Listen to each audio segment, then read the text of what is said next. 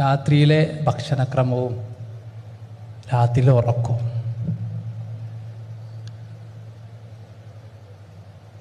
രാത്രിയിലെ ഭക്ഷണക്രമം പറയുകയാണെങ്കിൽ നമുക്കറിയാം, പുറത്തേക്കൊണ്ട് ഇറങ്ങിയാൽ ഹോട്ടലിലെ പകുതി ഹോട്ടലുകൾ പ്രവർത്തിക്കുന്ന രാത്രിയിലാണ്. രാവിലെ ഒരു നല്ല ഭക്ഷണത്തിന് പോയാൽ കിട്ടൂല. രാത്രിയിലെ ഭക്ഷണത്തിൻ്റെ പ്രശ്നം എന്താണെന്ന് വെച്ചാൽ, നല്ല ശ്രദ്ധിക്കണേ, ഒരു ഭക്ഷണം നമ്മൾ കഴിക്കുമ്പോൾ ഓരോ ഭക്ഷണത്തിനും ദഹനത്തിന് സമയം വെച്ചിട്ടുണ്ട്. വെള്ളം കുടിക്കുകയാണെങ്കിൽ സ്പോട്ടിൽ ഡൈജസ്റ്റ് ചെയ്ത് പോകും. ഒരു ഫ്രൂട്ടാണ്, ജ്യൂസാണ് കഴിക്കുന്നതെങ്കിൽ 20 മിനിറ്റ് കൊണ്ട് ഡൈജസ്റ്റ് ചെയ്ത് പോകും.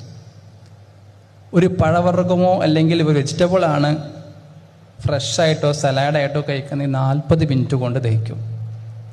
അവിടുന്ന് അങ്ങോട്ട് ചോറാണ് കഴിക്കണമെങ്കിൽ, ഗ്രെയിനോ ചപ്പാത്തിയോ പോലുള്ള ഭക്ഷണമാണ് കഴിക്കണമെങ്കിൽ ഏകദേശം 2 മണിക്കൂർ സമയമെടുക്കും. അവിടുന്ന് അങ്ങോട്ട് ഒരു ഗ്ലാസ് പാലല്ലേ രാത്രി കുടിക്കുന്നത്, കുടിച്ചാൽ അതിന് 2 മണിക്കൂർ സമയം അങ്ങോട്ട് എടുക്കും. പിന്നെ ഒരു നല്ല മട്ടൻ മന്തിയോ ഒക്കെ കഴിക്കുകയാണെങ്കിൽ മിനിമം ഒരു 3 മുതൽ 4 മണിക്കൂർ അങ്ങോട്ട് എടുക്കും. അതിൻ്റെ കൂടെ മയനൈസ് കൂടി ആയാൽ സംഭവം ഉഷാറായി 5 മണിക്കൂറിലേക്കെങ്കിലും എത്തും. അപ്പോൾ ഞാൻ പറഞ്ഞു വരുന്നത്, ഈ സമയം നമ്മൾ അനുവദിച്ചു കൊടുക്കണം ഉറങ്ങുന്നതിന് മുമ്പേ. ഞാൻ പറയുന്നത് മിനിമം ഒരു 3 മണിക്കൂറെങ്കിലും മുമ്പായിട്ട് ഭക്ഷണം കഴിച്ചിരിക്കണം. അറബിയിലൊരു പദമുണ്ട്, അൽ അഷായ കുൻ ഖബ്ലൽ ഇശാ.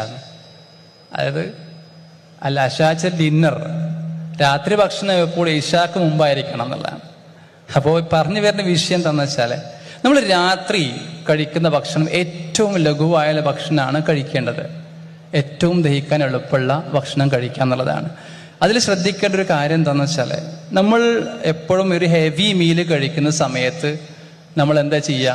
സാധാരണ ഒരു വലിയൊരു ഹോട്ടലിൽ കയറി കഴിഞ്ഞാൽ എല്ലാം ഓർഡർ ചെയ്ത് അവസാനം ഒരു സ്പ്രൈറ്റോ അല്ലെങ്കിൽ സനപ്പോ അല്ലെങ്കിൽ ഒരു കൂൾ ഡ്രിങ്ക്സ് എന്തെങ്കിലും സാധനം അല്ലേ, ഒരു തണുത്തുള്ള എന്തെങ്കിലും ഒന്നും കഴിച്ചില്ലെങ്കിൽ ഒരു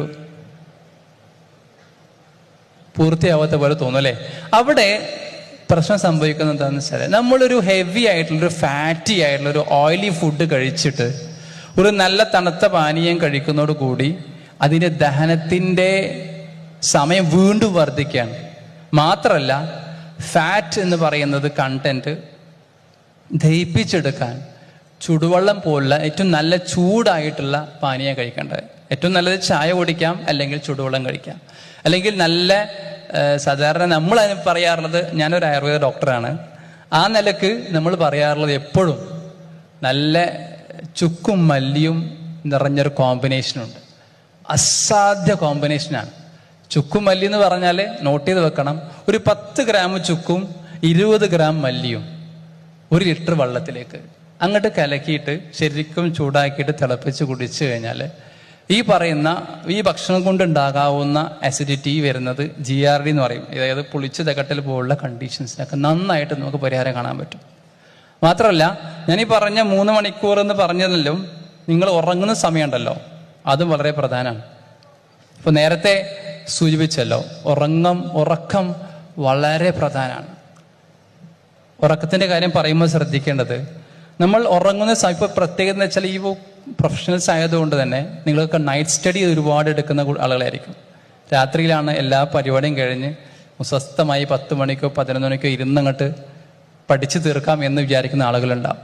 അവരൊക്കെ ശ്രദ്ധിക്കേണ്ട വിഷയം എന്താണെന്ന് വെച്ചാൽ, നൈറ്റ് സ്റ്റഡി എടുക്കുന്ന ആളുകൾ അല്ലെങ്കിൽ രാത്രി ഉറക്കം ഒഴിക്കുന്ന ആളുകൾ ശ്രദ്ധിക്കേണ്ടത് 5 കാര്യങ്ങളാണ് നിങ്ങളെ കാത്തിരിക്കുന്നതാണ്. ഒന്നാമത്തെ വിഷയം എന്താണെന്ന് വെച്ചാൽ, നമ്മൾ ഉറങ്ങുന്നത് സമയം അല്ലെങ്കിൽ രാത്രി ഉറക്കം വൈകിക്കഴിഞ്ഞാൽ നമ്മൾ തലച്ചോറിൽ നമുക്കറിയാം രാവിലെ മുതൽ വൈകുന്നേരം വരെ ഒരുപാട് കെമിക്കൽ റിയാക്ഷൻസ് നടക്കുന്നുണ്ട്. ഒരുപാട് ഇപ്പം നേരത്തെ പറഞ്ഞ ന്യൂറോ ട്രാൻസ്മിറ്റർ ഒരു കെമിക്കലാണ്, ഡോപ്പമൈൻ ഒരു കെമിക്കലാണ്. അവിടെ നിന്ന് അങ്ങോട്ട് ഒരുപാട് കെമിക്കൽ റിയാക്ഷൻസ്, ഒരുപാട് ബൈ പ്രോഡക്ട്സ് അല്ലെങ്കിൽ ടോക്സിൻസ്, മെറ്റബോളിക് വേസ്റ്റുകൾ അവിടെ വരുന്നുണ്ട്. ഈ വേസ്റ്റുകളെ ശരിക്കും വൃത്തിയാക്കി സ്കാവൻ ചെയ്ത് കളയാൻ വേണ്ടി അവിടെ വരുന്നത് CSF എന്ന് പറയുന്ന സെറിബ്രോ സ്പൈനൽ ഫ്ലൂയിഡ് ഉണ്ടാകുന്നുണ്ട്. രാത്രിയിൽ അതിൻ്റെ ഒരു ക്വാണ്ടിറ്റി നല്ല വൻ തോതിലേക്ക് അത് ഉയരും, ഒരുപാട് സെക്രീറ്റ് ചെയ്യും. എന്നിട്ട് അത് മുഴുവൻ അടിച്ചു വാരി വൃത്തിയാക്കിയിട്ടാണ് പോകുന്നത്. അൽഷീമേഴ്സ് പറയുന്ന അസുഖം കേട്ടിട്ടുണ്ടാവും അല്ലേ, മറവി രോഗം. അതെന്താ കാരണം എന്ന് വെച്ചാൽ ലെവി ബോഡീസ് എന്ന് പറഞ്ഞ വേസ്റ്റ് പ്രോഡക്റ്റ് അവിടെ തങ്ങി നിൽക്കുന്നതുകൊണ്ടാണ്. ഇങ്ങനെയുള്ള ഒരുപാട് വേസ്റ്റ് പ്രോഡക്റ്റുകൾ കളയാൻ വേണ്ടിയിട്ട് രാത്രിയിൽ കൃത്യമായി ഈ സമയത്തെ എന്ത് ചെയ്യുള്ളൂ, CSF കുറച്ച് കൂടുതൽ അവിടെ സെക്രീറ്റ് ചെയ്തുകൊണ്ട് അത് സ്കാവൻ ചെയ്ത് കളയും. അത് നടക്കാതെ പോകും എങ്ങനെ, രാത്രി ശരിയായ സമയത്ത് ഉറങ്ങിയിട്ടില്ലെങ്കിൽ. രണ്ടാമത്തെ ഒരു വിഷയം എന്താണെന്ന് വെച്ചാൽ ഈ രാത്രിയിലെ ഉറങ്ങാതെ നിൽക്കുമ്പോൾ അല്ലെങ്കിൽ ഉറക്കുമ്പോൾ പ്രത്യേകം ശ്രദ്ധിക്കുന്ന മറ്റൊരു കാര്യം, നമുക്കറിയാം എല്ലാവരും ഉറങ്ങുന്നത് പലപ്പോഴും ബെഡ് ലൈറ്റ് ഇട്ടിട്ടോ ലാമ്പ് ഇട്ടിട്ടോ കാണും അല്ലേ, അല്ലെങ്കിൽ മൊബൈൽ ടോർച്ചിൻ്റെ വെളിച്ചം ഉണ്ടാവും. ഞാൻ പറഞ്ഞു വരുന്നത് നല്ല കൂരിട്ടിൽ കിടന്നുറങ്ങണമെന്നാണ്, ഡാർക്ക് റൂമിൽ കിടന്നുറങ്ങണമെന്നാണ്. കാരണം നേരത്തെ പറഞ്ഞ സെറട്ടോണിൻ എന്നുള്ള ഹോർമോൺ സെക്രീറ്റ് ചെയ്യപ്പെടുന്നത് കൂരിട്ട് കിടന്നുറങ്ങുമ്പോഴാണ്. നല്ല ഒരു വെളിച്ചം പോലും, ഒരു സീറോ ബൾബിന് വെളിച്ചം പോലും ഉണ്ടാകാൻ പാടില്ല. എന്നാൽ മാത്രമേ സെറട്ടോണിൻ എന്ത് ചെയ്യുള്ളൂ, സെക്രീറ്റ് ചെയ്യുള്ളൂ. എല്ലാ ദിവസവും പ്രയോഗിക്കുന്നുണ്ട്, എല്ലാ ദിവസവും സെറട്ടോണിൻ സെക്രീറ്റ് ചെയ്യപ്പെടുന്നുണ്ട്. നേരത്തെ പറഞ്ഞ ഡിപ്രഷൻ ഉണ്ടാക്കാൻ വേണ്ടി അല്ലെങ്കിൽ സെറട്ടോണിന്റെ ലെവൽ കുറയുന്നത് ഡിപ്രഷനെ കൂട്ടുമെന്ന് പറഞ്ഞല്ലോ. എന്ന് പറഞ്ഞത് സെറട്ടോണിൻ എല്ലാ ദിവസവും നമ്മുടെ ബോഡിയിൽ സെറട്ടോണിൻ സെക്രീറ്റ് ചെയ്യും. പക്ഷേ അത് കൂരിട്ടിൽ കിടന്ന് ഉറങ്ങുമ്പോഴേ എന്ത് ചെയ്യുള്ളൂ, സെക്രീറ്റ് ചെയ്യപ്പെടുന്നു. അല്ലെങ്കിൽ വെളിച്ചത്തിന്റെ ഒരു കണിക വന്നാൽ പോലും സെറട്ടോണിൻ അവിടെ സ്റ്റോപ്പ് ചെയ്യപ്പെടും. രണ്ടാമത്തെ വിഷയം ഇതാണ്. മൂന്നാമത്തെ വിഷയം എന്താണെന്ന് വെച്ചാൽ നമ്മൾ രാത്രി ഉറങ്ങുന്ന സമയത്ത് ഉറക്കത്തിൻ്റെ ഒരു സമയം വളരെ പ്രധാനമാണ്. നമ്മൾ കിടക്കുന്ന സമയം ഒരു 6 മണിക്കൂറെങ്കിലും ഉറങ്ങിയാൽ മതി എന്നൊക്കെ പറയാറല്ലേ. 6 hours ആണ് യങ്ങർ അഡൽട്സിന്, 6 to 7 hours ആണ്. പക്ഷേ എത്രയും നേരത്തെ കടന്ന് ഉറങ്ങുന്നുവോ അത്രയും നിങ്ങളുടെ ബെനിഫിറ്റ്, അതിൻ്റെ സ്ലീപ്പിൻ്റെ ബെനിഫിറ്റ് നിങ്ങൾക്ക് ലഭിക്കും. എത്ര ഉറങ്ങുന്നുവോ, അതായത് രാത്രി എത്ര നേരത്തെ ഉറങ്ങുന്നുവോ, ഞാൻ പറഞ്ഞു വരുന്നത് മിനിമം ഒരു 10 മണിയോടുകൂടി നിങ്ങൾ കിടന്നു ഉറങ്ങണം എന്നാണ്. 10 മണിക്ക് കിടന്നുറങ്ങണം, എന്നൊരു 4 മണിക്ക് എണീക്കണം. ഇനി അഥവാ നിങ്ങൾക്ക് സമയം വേണമെങ്കിൽ ഒരു 11 മണിക്ക് നിങ്ങൾ കിടന്നുറങ്ങണം. കാരണം എന്താണെന്നറിയോ, ബോഡി ഒരു ഓർഗൻ ക്ലോക്ക് തിയറിയാണ്. ഒരു ഓർഗൻ ക്ലോക്ക് വെച്ചിട്ടാണ് എന്ത് ചെയ്യണമെന്ന് വെച്ചാൽ ബോഡി ചലിച്ചുകൊണ്ടേയിരിക്കുന്നത്. ഓരോ 2 മണിക്കൂർ കൂടുമ്പോഴും ഓരോ അവയവത്തിൻ്റെയും പ്രവർത്തനം അതിൻ്റെ ടൈം എടുത്ത് ചെയ്യാണ്. അപ്പോൾ ഈ ടൈമിൽ കിടന്നുറങ്ങിയാൽ മാത്രമേ ബോഡിക്ക് ശരിക്കും വേണ്ടത്ര ആ ഒരു ഊർജവും, മാത്രമല്ല രാത്രിയിൽ കിടന്നുറങ്ങുമ്പോഴാണ് മുഴുവൻ റിപ്പയറിങ് നടക്കുന്നത്. വിയർ ആൻഡ് ടിയർ മുഴുവൻ നടക്കുന്നത് കംപ്ലീറ്റ് ചെയ്യപ്പെടുന്നത് രാത്രിയിലാണ്. ഈ രാത്രിയിൽ ശരിയായ സമയത്ത് ഉറങ്ങിയില്ലെങ്കിൽ ആ റിപ്പയറിങ് വർക്ക് നടക്കില്ല, തിരിച്ചെന്ത് ചെയ്യും, ബോഡി ഓവർലോഡ് ചെയ്ത് പോകുന്നതാണ്.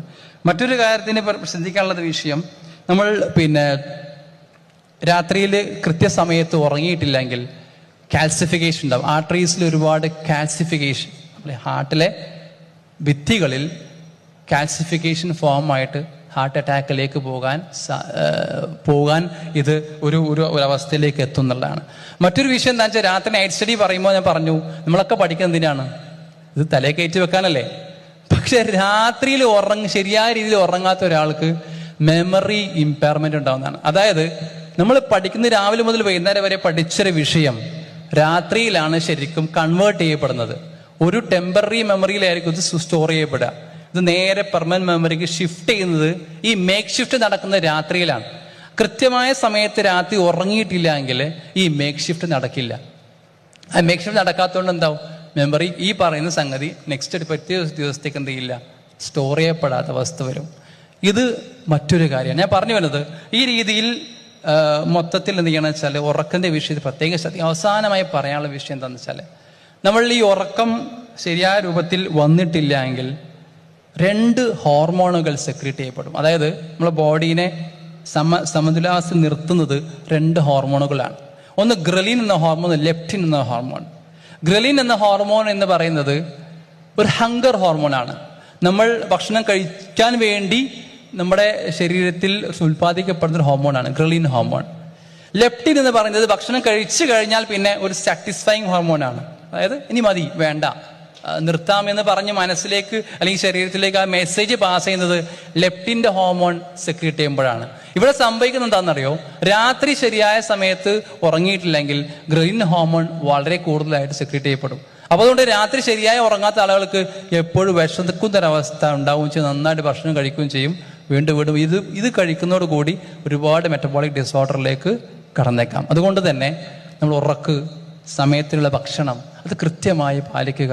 അള്ളാഹു അനുഗ്രഹിക്കുമാറാകട്ടെ. Let's ProfCon to the right goal through the right path. Professional Students Global Conference. ProfCon